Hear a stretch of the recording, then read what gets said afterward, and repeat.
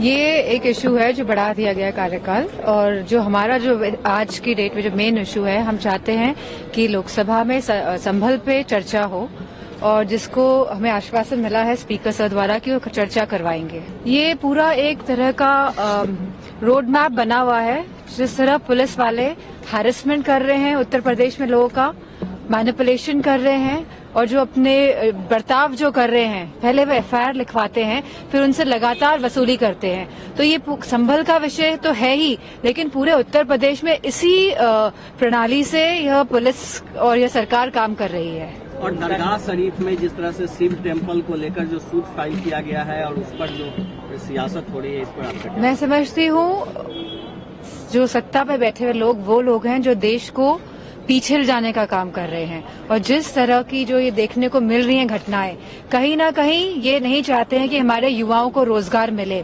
हमारे बच्चों को आरक्षण मिले, हमारी महंगाई कम हो। तो मैं समझती हूँ लगातार इस सरकार की एक ही वन पॉइंटेडनेस में काम कर रहे हैं कि कैसे लोगों का ध्यान भटकाया जाए जो मेन इश्यूज हैं आज की तारीख में। विपक्ष भी यही बात कह रहा है और सत्ता पक्ष भी यही बात दोहरा रहा है विपक्षी पार्टी की, क्योंकि हम कह रहे हैं कि बहुत ही सुनियोजित तरीके से इस घटना को अंजाम दिया गया।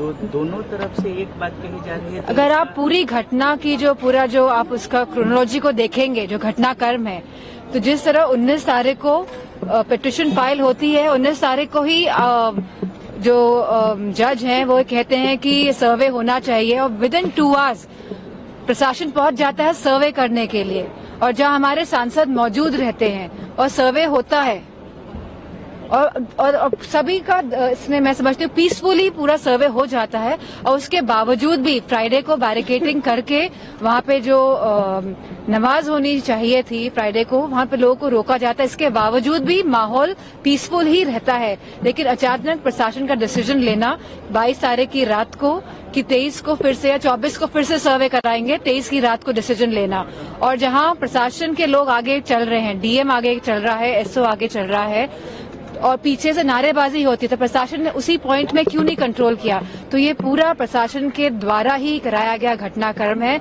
कहीं ना कहीं अपनी कुर्सी बचाने के लिए यह घटनाक्रम को अंजाम दिया गया है। देखिए, माननीय सर्वोच्च न्यायालय के आदेशानुसार फोटो चस्पा कर ही नहीं सकते ये, और अगर फोटो चस्पा करेंगे तो इसका मतलब माननीय सर्वोच्च न्यायालय को चैलेंज कर रहे हैं।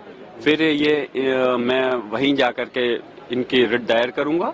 और जहां तक वसूलियाबी की बात है, वसूलियाबी उन लोगों से होनी चाहिए जिन्होंने इस संभल को आग में झोंका है, और संभल में आग में झोंकने का काम सीधा सीधा पुलिस प्रशासन का है। और इस चीज को मैं जो कह रहा हूं वो किसी बुनियाद और आधार पर ही कह रहा हूं, हवा में नहीं कह रहा।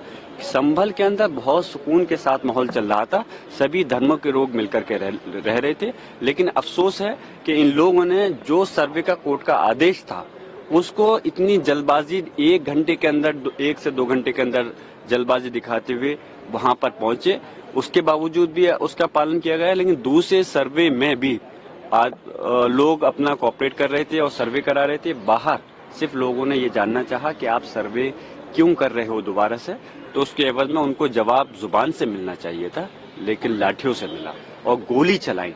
तो मैं यही चाहता हूं कि इस प्रकार की घटनाएं, अब संभल के बाद में ये लोग अजमेर शरीफ पहुंच के कब तक कहां जाकर के रुकेंगी? ये क्या चाहते हैं? ये इस प्रदेश और देश के साथ में क्यों खिलवाड़ कर रहे हैं उसके कानून के साथ? माननीय सर्वोच्च न्यायालय को उसमें संज्ञान, मैंने भी रिट दायर कर रहा हूं इस मामले में माननीय सर्वोच्च न्यायालय के अंदर, और मैं ये मांग करता हूं कि इस पे जरूर रोक लगनी चाहिए, जिससे कि हमारे प्रदेश और देश का माहौल और जो एकता है वो कायम रह सके और इसका विकास हो सके। अच्छा, मैं आपसे जानना चाहता हूं, जो ये पुलिस के अधिकारी और प्रशासनिक अधिकारी हैं, आपने ये देखा होगा, इन्होंने कहा था कि हमने गोली नहीं चलाई। उसके बाद में जब इनकी वीडियो वायरल हुई तो आपको ये भी दिखा कि इस प्रकार ये गोली चलाते हुए नजर आ रहे हैं। उसके बाद में जब इनके अपने झूठे साबित हो गए तो इन्होंने इसको रुख को मोड़ना चाहा। इन्होंने कहा कि वो जो है आपस की लड़ाई है। फिर उसके बाद में आपस की लड़ाई के बाद में फिर वहाँ का अधिकारी कह रहा है कि हाँ, वहाँ के जाहिल हम पे गोली चलाएंगे तो हम क्या देखेंगे, मरेंगे मारेंगे।